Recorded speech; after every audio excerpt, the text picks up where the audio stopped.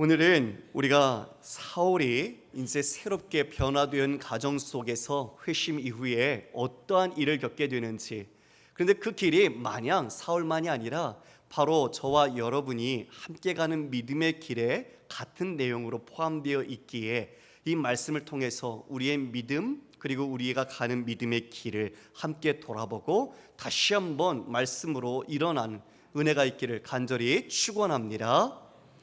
여러분, 사울이 다메섹에서 부활의 예수님을 만났습니다.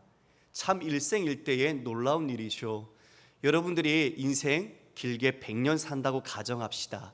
그 100년의 인생 속에서 가장 복된 만남을 꼽으라면 무엇으로 꼽을 수 있을까요? 가장 최고의 만남은 무엇일까요? 물론 사랑하는 우리 남편과 아내 또 자녀와의 만남, 그 만남도 너무나 귀하겠죠. 그러나 우리가 예수님과의 만남은 그 무엇과도 견줄 수 없는 최고의 복된 만남이라고 믿습니다.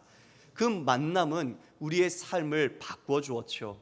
내가 원하는 길, 내가 보는 것으로 행하던 우리의 삶을 예수 그리스도께서 우리 안에 계시며 성령으로 인도하셔서 이제는 주님이 기뻐하시는 삶, 그리고 하나님의 형상으로 창조된 우리의 목적이 무엇인지 알게 하셔서 우리가 어떤 직업과 어떤 형편에 있든 그곳에서 주를 향하여 메시지가 되고 메신저가 되고 향기가 되어 전하도록 우리를 인도해 주셨습니다.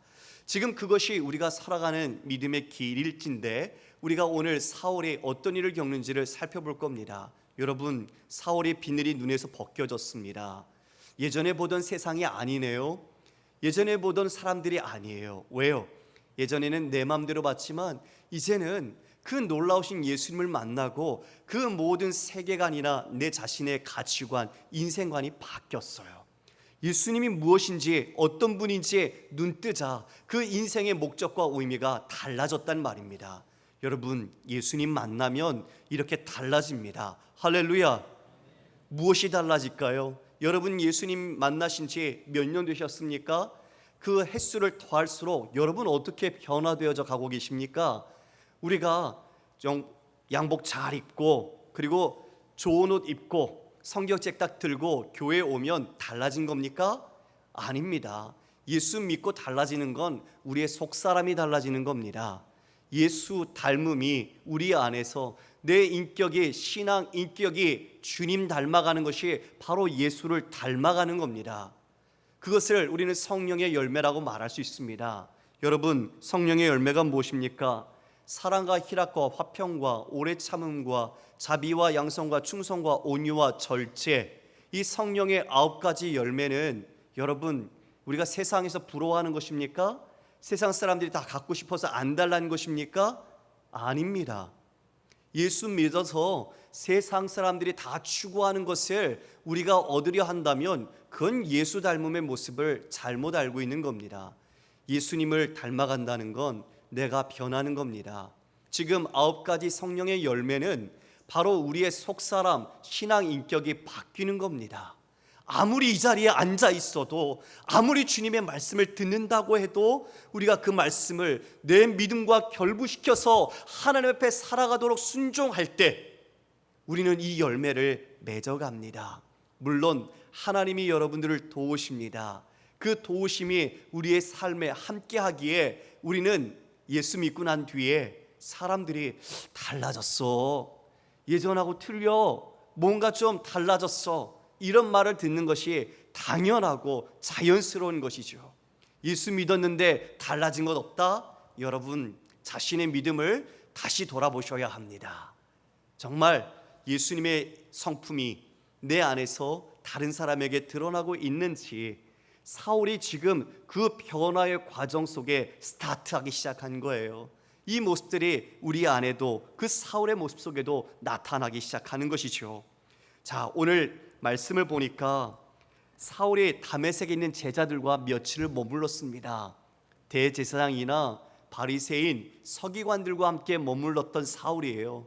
쉽게 말하면 어떤 헤게모니를 좀 갖고 있는, 어떤 사회에서 어떤 이상의 상류층, 어떤 집권할 수 있는 힘이 있는 사람들, 그들과 함께 어울리며 그는 그 꿈을 꾸었겠죠. 그런데 지금 누구와 함께 있죠? 예수 믿는 다메섹의 제자들과 함께 있어요. 참 놀라운 일이죠. 그 제자들과 함께 이제 눈을 뜨게 된 그 사울은 무엇을 이야기했을까요? 다메섹에서 만났던 예수님, 그 예수님의 이야기를 하죠. 그리고 그들에게 물었을 거예요. 예수님은 과연 누구시냐고. 그 제자들은 예수님에 대해서 사울에게 이야기했을 겁니다. 바로 그분이, 나는 저주받을 뿐으로 알았지만 그분이 진짜 메시아시고 하나님의 아들이라는 것을, 내가 다메섹에서 만난 예수가 그분이라는 것을 진짜 확신하며 더 마음속에 굳게 다지게 된 거죠. 그런 마음이 생기자 여러분, 마음속에 무엇이 생길까요? 기쁨이 생겨요. 여러분, 복음을 들으면, 예수 그리스도를 만나면, 예수님을 내 주인으로 영접하면 우리 안에 기쁨이 있습니다. 왜요? 그 모든 상황을 넘을 수 있는, 그리고 우리가 생각하는 것을 넘을 수 있는 그 모든 주님의 은혜가, 사랑이, 그 생명의 복음이 우리를 덮기 때문에 우리 안에 기쁨이 있어요.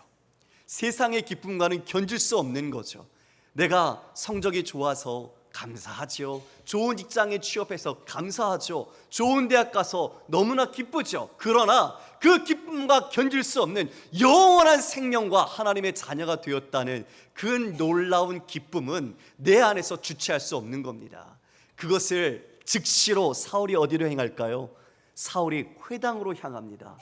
여러분, 회당은 유대인들이 모여 있는 곳이에요. 자신이 회당에 와서 뭐 하려고 그랬죠? 회당에 와서 그 공문 내밀고 그 다메섹에 있는 그 예수의 추종자들을 잡으려고 했어요. 그런데 그 회당에서 뭐라고 선포합니까? 우리 21절, 20절 말씀, 21절 함께 읽어볼까요? 시작. 즉시로 각 회당에서 예수가 하나님의 아들이심을 전파하니 듣는 사람이 다 놀라 말하되, 이 사람이 예루살렘에서 이 이름을 부르는 사람을 멸하던 자가 아니냐? 여기 온 것도 그들을 결박하여 대제사장들에게 끌어가고자 함이 아니냐 하더라. 여러분, 놀랄 일이 생긴 겁니다. 지금 원래 그 유대 회당에서는 이제 예수님을 잡으러 왔다는 것을 이야기하고, 예수님의 제자들을 잡으려고 왔다는 걸 이야기하고 체포하기 위해서 도움을 구해야 돼요. 그런데 지금 그 회당에 서서 공개적으로 뭐라고 말하죠?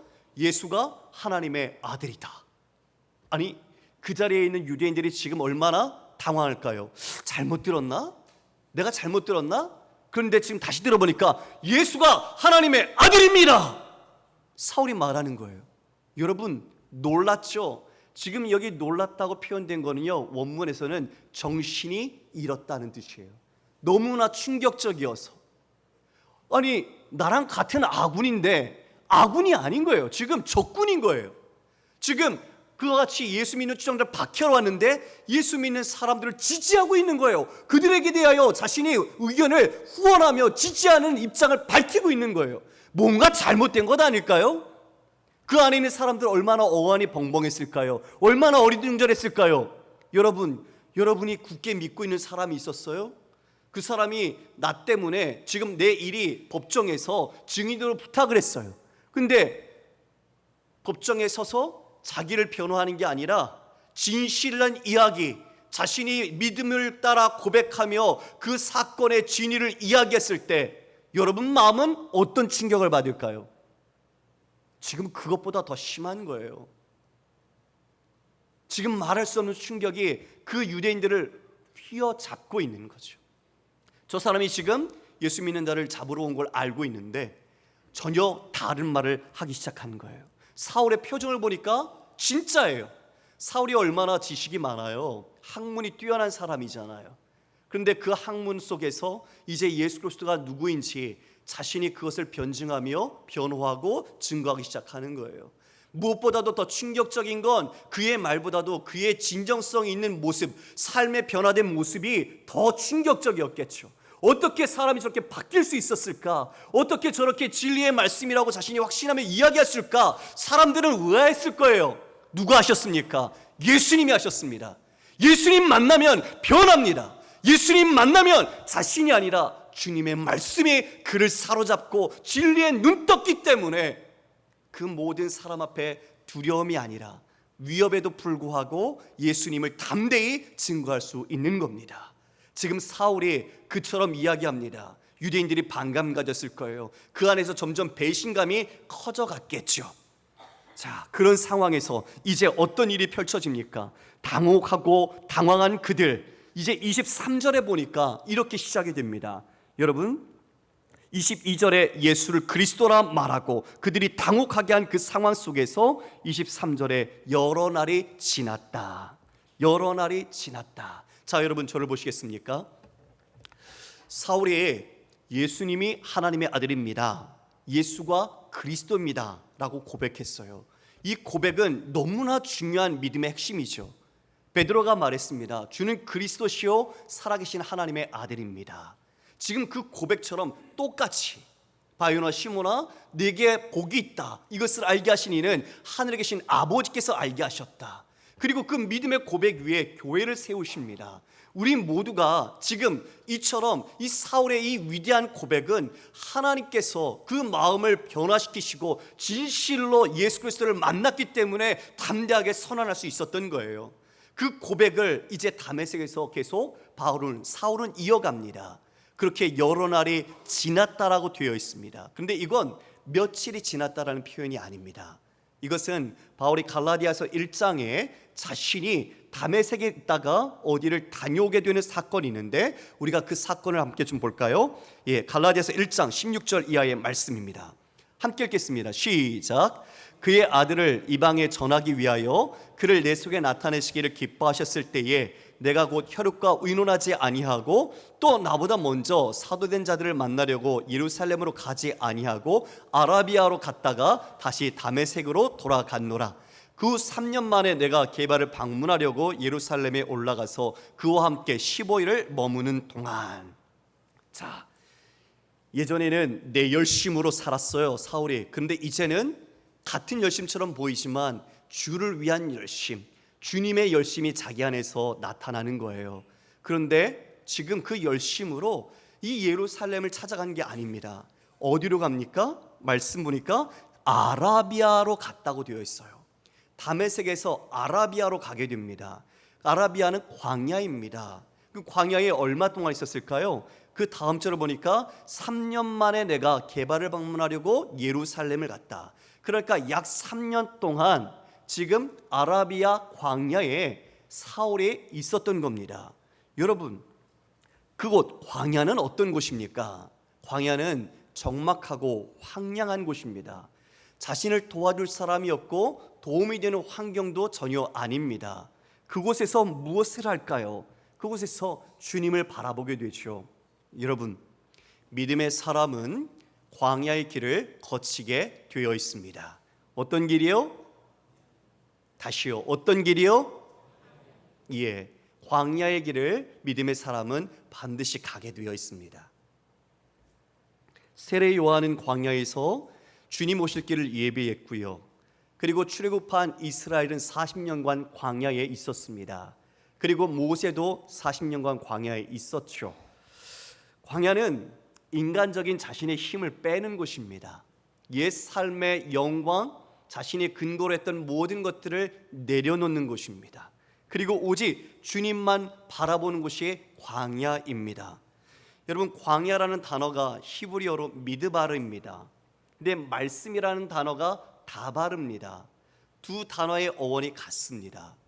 이 미드바르는 다바르라는 말씀 앞에 민이라는 히브리어 전치사 from, 뭐뭐로부터가 붙어서 만들어진 말이 광야입니다. 곧 광야의 의미를 문자적으로 풀면 말씀으로부터 나오는 곳, 즉 말씀이 임하는 곳, 말씀이 있는 곳, 바로 그곳이 광야입니다. 광야에서 주의 말씀을 경험하고 주의 말씀을 깨닫고 배우게 되는 곳이 바로 광야라는 것입니다. 출애굽한 이스라엘이 그 광야에서 하늘에서 내리는 만나를 기다리고 먹었죠. 그 만나를 예수님께서는 자신이라고 이야기해 주셨습니다. 생명의 떡, 곧 말씀이신 예수 그리스도를 이 40년 광야길에서 이스라엘은 훈련을 받은 겁니다. 사람이 떡으로만 살 것이 아니요 하나님의 입으로부터 나오는 모든 말씀으로 살 것이니라. 신자는, 그리스도인은 무엇으로 사는가? 맛있는 산의 진미가 아니라, 좋은 영양제가 아니라 무엇보다 가장 중요한 본질이 하나님의 말씀, 진리로 산다는 것을 40년 광야의 모든 길에서 연단하시고 그것을 가르쳐 주신 것입니다. 할렐루야. 그 말씀을 바로 사울이 아라비아 광야에서 경험한 거죠. 자신의 불순물이 빠진 곳, 그리고 그 모든 것을 내려놓고 주님만 의지하는 것이 광야였습니다. 그래서 갈라디아서 1장 11절 이하에서 무엇이라고 말합니까? 형제들아, 내가 너에게 알게 하노니 내가 전한 복음은 사람의 뜻을 따라 된 것이 아니니라. 자기가 말한 게 아니에요. 내 뜻, 내 주장이 아닙니다. 무엇입니까? 그 다음 절 볼까요? 그 다음 절, 이는 내가 사람에게서 받은 것도 아니요 배운 것도 아니요 오직 예수 그리스도의 계시로 말미암은 것이라. 할렐루야. 광야에서 주님의 말씀을 깨달았습니다. 3년 동안 하나님의 말씀을 경험하는 삶을 광야에서 살았습니다. 자신이 그 말씀이 무엇인지 친히 몸소 그 모든 제약된 환경에서 벗어나 이제 오롯이 주님만을 바라보고 그 말씀을 체험하고 깨달았던 곳 광야였습니다. 그곳에서 하나님의 사역을 감당할 사람으로 준비되어져 가는 것이죠. 성도 여러분, 우리도 생각지도 않은 자신의 인생 속에 광야에 내몰릴 때가 있습니다. 누구에게도 그 광야에 대해서 말도 못하고 드러내지도 못하고 속으로 끙끙 앓고 있는 사건들, 일들, 사람들이 있습니다. 모두 없는 것 같지만 다 그런 일이 있습니다. 그 속에서 우리는 무엇을 해야 할까요? 제가 하나 참 은혜를 받는 CCM이 있어서 여러분에게 소개하려고 하는데요. 희지윌의 광야를 지나며라는 노래가 있습니다. 그 가사를 제가 좀 읽어드리겠습니다. 왜 나를 깊은 어둠 속에 홀로 두시는지, 어두운 밤은 왜 그리 길었는지, 나를 고독하게, 나를 낮아지게, 세상 어디도 기댈 곳이 없게 하셨네. 광야에 서 있네. 주님만 내 도움이 되시고 주님만 내 빛이 되시는, 주님만 내 친구 되시는 광야, 주님 손 놓고는 단 하루도 살 수 없는 곳 광야에 서 있네.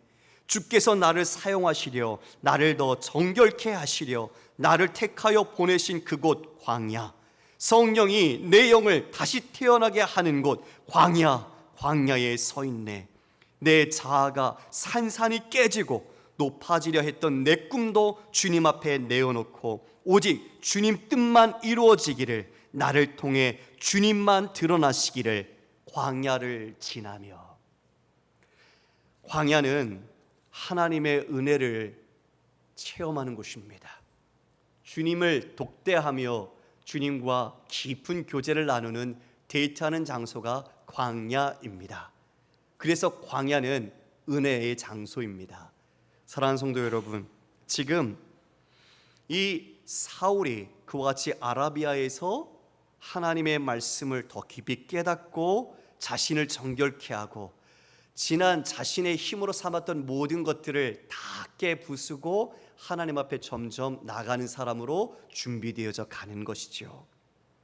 3년 난직 시간이 흘러서 이제 다메섹으로 그가 돌아왔습니다. 여러분, 무엇이 기다리고 있을까요? 그렇게 하나님의 은혜를 입고 들어왔는데 다메섹에서 환영하고 하나님의 일이 형통하게 잘 진행될까요? 말씀을 한번 볼까요? 여러분, 23절에 여러 날이 지남에 유대인들이 사울 죽이기를 공모하더니 그 계교가 사울에게 알려지니라. 그들이 그를 죽이려고 밤낮으로 성문까지 지키거늘 그의 제자들이 밤에 사울을 광주리에 담아 성벽에서 달아내리니라. 기다리고 있는 건 자기를 죽이려는 유대인들이었어요. 스데반을 이미 죽였던 사람들이죠. 그처럼 신성모독죄를 용납할 수 없었는데 사울이 자신들의 그 회당에서 공개적으로 예수가 그리스도다, 예수가 하나님의 아들이라 증거하고 다니니 이제 그는 가장 죽여야 될 첫 번째 우선순위의 사람이 되고 만 거예요. 박해자였던 사울이 박해를 받는 사울이 된 겁니다. 하나님을 믿고 예수를 믿었는데 세상에서 바라는 만사형통하리라가 아니죠. 자신 앞에 고난이 있네요. 죽음의 위협이 다가오고 있네요. 동족이라고 여겼던 사람들이 자신을 죽이기 위해 혈안이 되어 있습니다. 여러분, 우리가 예수 믿고 난 뒤에 이런 일들을 겪습니다. 가족에서, 지인에게서 예수 믿는다는 것만으로 우리를 향하여 혐오하고 배척하고 따돌리고 그것들을 경험합니다. 이 사회도 마찬가지입니다. 종교의 자유를 인정하고 있지만 여러분, 우리가 기독교로서 진리를 따라 행할 때 그 진리를 거스르는 자들로부터 우리는 박해를 당하게 되고 그들로부터 차별을 받는 것이 이 세상에 놓인 영적인 구조입니다. 지금 사울이 그 죽음의 위협 앞에 놓였습니다. 그런데 여러분, 예전 사울 같으면 즉시로 나가서 세상에서 이렇게 담대하게 선포했는데, 그리고 스데반을 죽일 때도 앞장서서 했고 이 다메섹에 올 정도로 열심히 특심이었던 사울이었는데 지금 광주리에 자신의 몸을 숨기고 도망가고 있어요. 피신하고 있어요. 뭔가 좀 달라지지 않았습니까? 이것 좀 뭔가 남자답게, 아니면 믿음의 사람답게 자신이 생명 내걸고 그냥 했으면 좋겠는데 그렇게 하지 않아요. 사울 성격이 다 죽었어요. 왜일까요? 광야에서 주님의 뜻을 알기 때문입니다. 예전에는 내 정열, 내 마음의 열정이 치솟아서 그것을 하고 싶은 대로 했어요.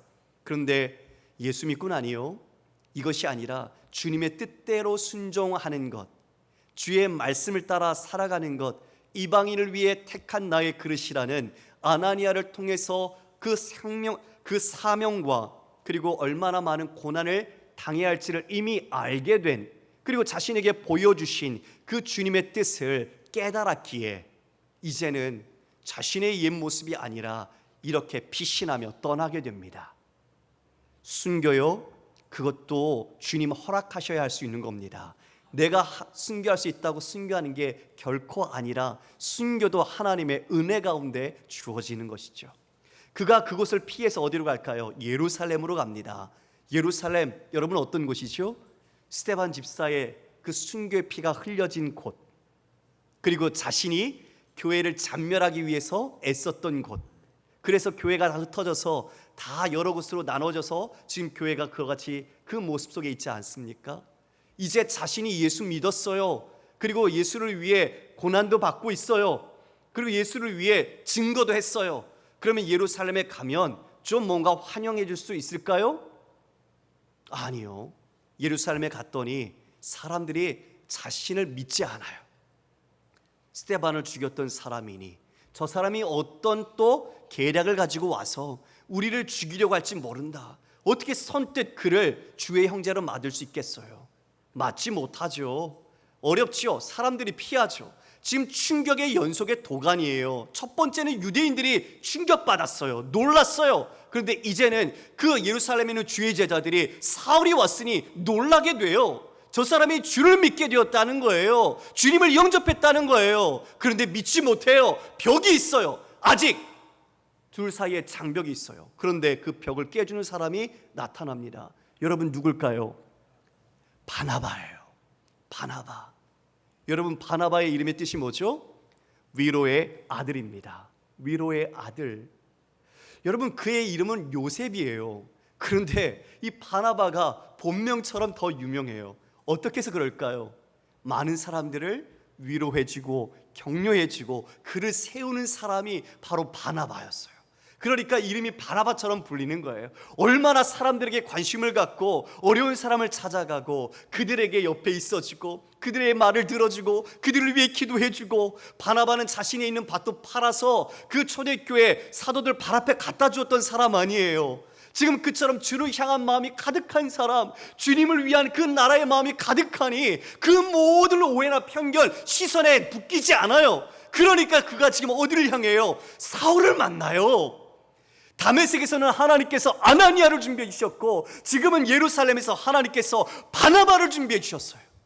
여러분, 우리가 참 곤고하고 어려움을 당할 때 하나님이 옆에 붙여주시는 사람이 있습니다. 진짜 하나님께서 예배해 두신 사람이 있어요. 자기랑 친하지도 않은데 와서 무슨 일 있어? 얼굴이 왜 이렇게 안 좋아?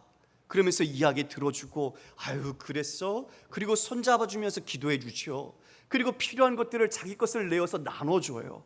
참 생각지도 못했는데 뜻밖의 다른 곳에서 하나님이 보내신 사람을 통해 위로를 받는 거예요.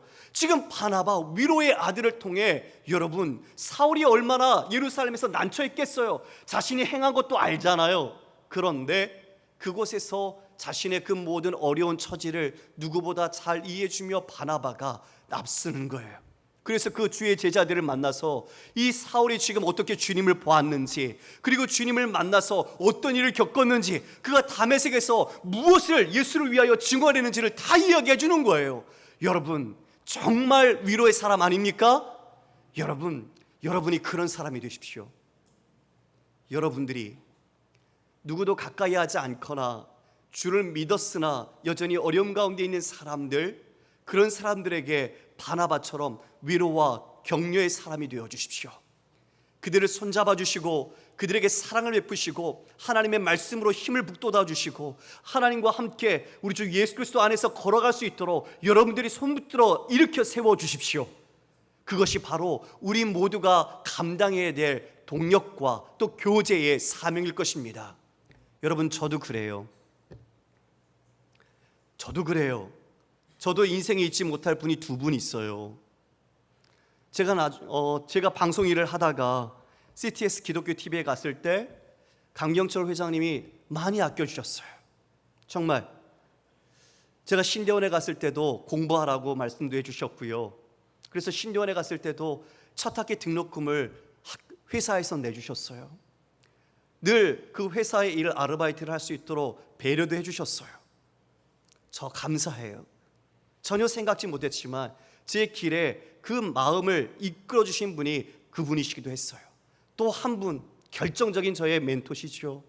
예, 제가 방송으로 인터뷰하기 위해 갔다가 만났던 우리 송태근 목사님, 평신도로 제가 말씀을 배웠어요. 그 전에는 저를 위한 말씀이었어요. 어떻게 세상에서 성공하고 더 다른 사람보다 뛰어나고 더 이름을 나타낼 수 있는 능력의 말씀, 그것을 경험하고 싶어 했던 제 마음이었다면 말씀이 무엇인지 하나하나 깨닫고 그 복음이 지향하는 것을 알게 됐어요. 십자가가 무엇인지 알게 됐어요. 그렇게 지냈던 시간 속에 목사님 제게 권면하셨죠. 신대원을 가십시오. 목회자가 되십시오. 제게는 충격적인 일이었지만 그 말씀 앞에 저는 온전히 순종했고 제 인생이 뒤바뀌어 버렸어요. 이 자리에 있음이 바로 하나님께서 보내주신 그런 귀한 분들을 통해 제가 빚어질 수 있었던 거죠. 사울이 혼자 잘나서 된 게 아니에요. 하나님께서 구비구비마다 그 사람들을 붙여주시고 그 길의 고난 속에서 이겨낼 수 있도록 위로해 주셨어요. 지금 바나바가 그 옆에서 그 일을 함께하고 있는 겁니다. 이제 예루살렘에서 사울이 마음껏 복음을 전하네요. 예수 그리스도의 이름으로 증거하고 있는 거예요. 그런데 여러분, 무슨 일이 생깁니까? 여러분, 우리 29절 말씀 함께 읽어볼까요? 29절입니다. 시작. 또 주 예수의 이름으로 담대히 말하고 헬라파 유대인들과 함께 말하며 변론하니 그 사람들이 죽이려고 힘쓰거늘. 여러분, 예수의 이름으로 증거하고 있는데, 여러분, 헬라파 유대인들과 복음을 변론할 때 그들이 자신을 죽이려고 합니다. 그런데 헬라파 유대인과 변론했던 사람이 누구였죠? 스데반이었잖아요. 그리스어를 쓰는 디아스포라 유대인, 그들을 위해 자신도 헬라파 유대인이었던 스데반이 그들에게 복음 전하다가 돌에 맞아 순교했잖아요. 지금 그 자리에 누가 서 있어요? 사울이 서 있어요. 사울이 그 스데반이 했던 사역에 이어서 자신이 그 자리에 서 있어요. 여러분, 참 놀랍지 않습니까? 하나님의 일하심, 하나님의 섭리가 오묘하지요. 참 그렇게 고난받고 복음 전하면 그 복음의 본부격인 예루살렘에서 자신의 일이 좀 잘 돼서 제자들 인정받고 이방인을 위한 택한 것으로 파송받는 게 좀 더 하나님 앞에서 멋진 모습 아닐까요? 그런데 그들이 죽이려고 해요. 또 죽음의 위협을 마주해요. 그 제자들, 그 형제들이 어떻게 합니까? 여러분, 30절에 보니까 형제들이 알고 가이사랴로 데리고 내려가고 다소로 보내니라. 예루살렘에서 500km나 떨어진 곳으로 멀리 보내버린 거예요. 여러분, 또 잊혀지는 거죠. 또 내몰렸죠. 잘 될 것 같은 이곳에서는 하나님의 뜻대로 좀 잘 되겠지, 자신이 어쩐 기대가 있었을지 모르겠어요. 그런데 또 가이사랴로 다소로 이렇게 500km나 멀리 하나님이 내몰아버립니다. 던져버리세요. 사도행전 11장 25절에 사울이 다시 나올 때까지 다소의 시간이 10년입니다. 10년. 짧은 시간일까요? 주님 부르셨잖아요. 주님 지금 복음 전하는 거 급하지 않아요? 그런데 10년이란 시간을 다소에서 사울이 머물게 돼요. 의미 없는 시간일까요? 버려진 시간일까요? 자신이 누구에게도 말하고 싶지 않은 창피한 시간일까요? 아니요. 다소에서 그곳, 바로 로마의 속주인 시민권이 주어지고 자신은 헬라 문학 그리고 헬라 철학을 더 거기서 배우게 됩니다. 무엇보다도 그곳은 평야지대라 양털이 많이 났어요. 여러분, 양털로 뭘 만들었냐면 천막을 만들었습니다. 그래서 사울이 천막, 텐트 메이커를 배우게 됩니다. 여기서 천막 치는 걸 배우게 돼요. 앞으로 자신이 이방에서 자비랑 선교를 할 수 있는 그 모든 것이 10년의 이 시간 동안에 준비되어져 가는 것이죠. 할렐루야. 하나님은 실수가 없으셨어요. 우리는 왜 나를 이렇게 두시는지, 내가 왜 광야에 있어야 하는지 원망과 불평이 우리의 입술로 터쳐나오지만 그곳에서는 하나님이 나를 향하신 계획과 뜻이 있으셨어요. 우리는 이것을 믿음으로 수납하고 볼 수 있어야 합니다. 자, 마지막 누가는 초대교회 전반부를 어떻게 평가할까요? 우리 31절 읽겠습니다. 시작. 그리하여 온 유대와 갈릴리와 사마리아 교회가 든든히 평안하여 든든히 서가고 주를 경외함과 성령의 위로로 진행하여 수가 더 많아지니라. 사울과 상관없이 어떻게 되죠? 교회가 든든히 세워져 갑니다. 할렐루야. 누가 하시는 거예요? 하나님이 하세요. 하나님이 하시는 거예요. 교회는 사람이 하는 게 아니에요. 사람의 영향력이 교회를 좌지우지하는 게 아니에요. 하나님만이 영광 받으시고 하나님만이 드러난 곳, 바로 그게 교회고 예배입니다. 교회가 주를 경외함으로, 여러분, 경외한다는 건 우리의 생각만이 아니죠. 주님의 주권을 인정하고 믿음으로 그분을 의지하며 순종하는 것이 경외함이 나타나는 모습입니다. 그러니까 나는 주를 경외한다고 말하면서 순종하지 않고 주님을 의지하지 않으면, 아니요, 경외하는 것 아니에요. 그리고 성령의 위로로서, 이 위로라는 파라클레시스, 여러분 보혜사가 파라클레토스지요. 그래서 성령은 위로자라고 말합니다. 교회가 주님을 경외함과 그 성령의 위로로서 든든하게 평안히 세워져 가더라. 이것이 오늘 우리가 함께 마음에 새겨야 할 내용입니다. 사울을 보더라도 사울이 예수님 만나고 주님을 올바르게 경외하기 시작했습니다. 그리고 그는 아나니아나 바나바를 통해 이런 위로를 직접, 주님의 위로를 경험하고 있었습니다. 그 또한 한 사람으로 광야의 길에 내몰렸지만 믿음을 위한 하나님의 그릇으로 복음을 위해 빚어져 가고 있습니다. 그러면 예루살렘 교회와 이 사마리아와 갈릴리 교회는 어땠을까요?